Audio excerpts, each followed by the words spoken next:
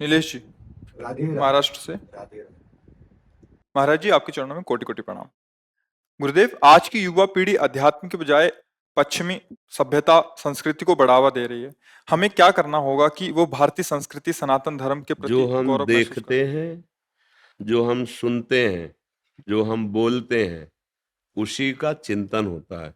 जो हम चिंतन करते हैं, उसी का संकल्प बनता है। जो संकल्प बनता है, वैसी क्रियाएं होती हैं। हमारा देखना, सुनना, बोलना सुधरना चाहिए।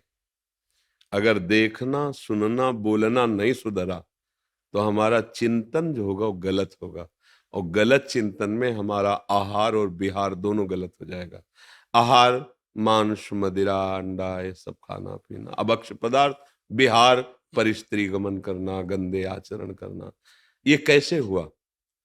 पहले देखा, सुना, बोला, चिंतन किया, संकल्प बना, क्रिया हुई। मूल से सुधार हो जाए। हम गंदी बातें देखें ना, गंदी बातें सुने ना, गंदी बातें बोले ना, तो हमारा चिंतन शास्त्र सम्मत होने लगे तो संकल्प अच्छी क्रियाओं का बनेगा।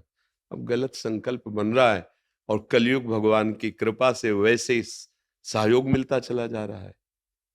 ये दोस्ती करना कोई निषेध नहीं है, लेकिन दोस्ती को व्यभिचार रूप दे देना, गंदा आचरण रूप दे देना, ये तो कहीं हमने आज तक नहीं पढ़ा कि एक दोस्त दूसरे के जीवन का नाश करे। हम कह रहे कि बच्चे बच्चियां परस्पर दोस्ती करें, कोई निषेध नहीं है। एक स्कूल में जब पढ़ते तो बच्चियां भी पढ़ती थी, बच्चे भाई बहन की तरह खेलते कूदते, स्कूल गए, पढ़ा लिखा, घर आ गए। आज का क्या चरित्र हो रहा है? देखना, सुनना, बोलना बिगड़ गया हमारा। हम बाहर का दृश्य देखने लगे, धर्म विरुद्ध आचरण। छोटे छोटे बच्चे, मन इंद्रियों पर काबू करने की बात तो बड़े बड़े साधकों में भी फिसलन होती है। वो तो जानते नहीं कि मन इंद्रियों को कैसे काबू किया जाता है। अब मोबाइल का जमाना है, जो चाहो सर्च करो, देखो, फिर वैसे ही वार्ता, फिर वैसे ही सुनना, उसके इतने बॉयफ्रेंड, उसके इतने गर्लफ्रेंड, और फिर वही चिंतन, वही आचरण। अब बदल गया जीवन। गंदा आहार, गंदा चिंतन। अब कभी सुधरने के चांस मुझे बिल्कुल नहीं दिखाई दे रहे। क्योंकि सुधरना तभी हो सकता है जब शास्त्र स्वाध्याय हो, सत्संग हो, अच्छे जनों का संग हो, हमारा चिंतन शास्त्र सम्मत, संत सम्मत हो, आचरण भागवतिक हो, व्यवहार में रहते हुए भी। अब उसे उपहास माना जाएगा। अगर बड़ा भाई घर में प्रवेश करता था और छोटे भाई की बहू सेवा में होती थी, ऐसे खास के, तो वो इतना किए हुए, उसका वस्त्र भी ना, हमने सुना है माता वगैरह से कि देखो, ये छोटे भाई की बहू है, कपड़ा भी नहीं छूना चाहिए, पाप लगता है। ऐसी शिक्षा जहां, वहां गर्लफ्रेंड बॉयफ्रेंड, वहां और एक चला है लिव इन रिलेशन। अब हम क्या इस पर बोले, क्या बोले? हम बोलने लायक नहीं रह गए, इस पर क्या बोले? जो हमारी धर्म की नींव है उसको तो नष्ट कर दिया गया। वर्ण संकरता बढ़ेगी, व्यभिचार बढ़ेगा, इंद्रियों का इस तरह से मनोरंजन। अब ब्याह होगा तो धैर्यवान हो पाएगा ना पुरुष ना स्त्री, तो व्यभिचार प्रवृत्ति, पूरा परिवार नष्ट हो गया। उनको लगता है कि हमारा परिवार सज जाएगा, हम वो प्रेम विवाह कर लेंगे, हम ये कर लेंगे, वो कुछ नहीं, परिणाम देखना। कुछ नहीं, परिणाम देखना। परिणाम शब्द है नाश, क्लेश, अशांति, दुख, हानि, इसके सिवा नहीं। धर्म का मान नहीं हो रहा, धर्म शास्त्रों का स्वाध्याय नहीं हो रहा। अगर संत वाणी सुने भी तो क्यों में है।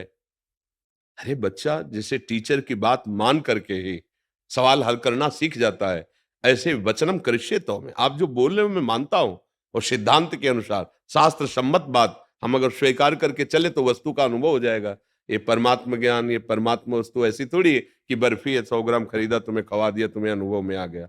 तो ये आचरण विहीनता, जो दृश्य हम देख रहे हैं, जो हम सुन रहे हैं, जो हम बोल रहे हैं, वही हमारा चिंतन बन रहा है। वही तो आज क्या देखा जा रहा है, क्या सुना जा रहा है, क्या बोला जा रहा है। ऐसे ही विपक्ष में भी, मान लो जो स्त्री शरीर में वो भी सब भाव को देख रहे हैं, वो भी वैसी मानसिकता, क्योंकि मन बुद्धि तो रचना सबकी, शरीरों का निर्माण अलग अलग भले है, लेकिन है तो तत्व वही ना। तो वैसे ही आसुरी प्रवृत्ति बढ़ती चली जा रही। तो भाई इस पर तो तभी सुधार हो सकता है। काफी ऐसे नवयुवक भाई हैं जो सुधरना चाह रहे हैं और सुधर रहे हैं। अगर वो संत वाणी सुने, शास्त्रों का स्वाध्याय करें, थोड़ा संयम नियम से चले, तो सुधार हो सकता है, अन्यथा नहीं हो सकता, नहीं हो पाएगा। अब आज शराब तो एक ऐसे घर घर चल पड़ी है। हमारे समय में गांव में अगर कोई एक शराब पीता था तो 50 लोग उसकी निंदा। अब घर घर में पिता पुत्र गिलास लड़ा के पी रहे, तो रोके कौन? अच्छा, शराब का मतलब है बुद्धि को मलिन कर देना, बुद्धि का मलिन हो जाना। सब कोई जानता है, ऐसा नहीं कि ना जानता हो। आप ठीक से ड्राइविंग नहीं कर सकते, आप घर में ठीक से व्यवहार नहीं कर सकते, आप ठीक निर्णय नहीं कर सकते, आपकी बुद्धि ऐसी हो जाती है। हमने तो मार्ग में देखा है, कई बार उदाहरण होता है कि एक नाली थी परिक्रमा मार्ग, तो वो बार बार ऐसे सोच रहा था, तो खड़े होकर लगा कि मतलब कोई जीव जंतु रखे, सांप वगैरह। तो फिर वो देखा, बार बार टांग ऐसे उठाता, छोटी सी नाली, और उसे लांघने की कोशिश करता, नहीं उसी में गिर गया। तब पता चला शराब पी है, इसलिए ऐसी हालत है। तो क्या वो आपको सुख पहुंचाएगी?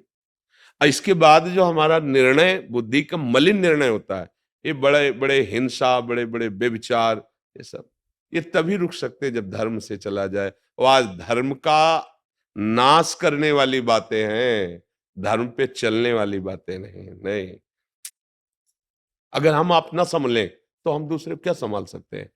तो ये संभलना तभी हो सकता है जब हमें पता चले गलती को गलती माने तब।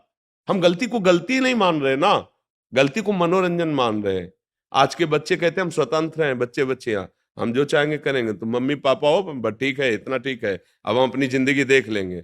और फिर जब जिंदगी ऐसे गर्त में फंसती है जहां फोन से भी नहीं कह सकते, ऐसे गर्त में फंसती है, बस उनको भी एक ही रास्ता, विनाश, दूसरा कोई रास्ता नहीं रहता।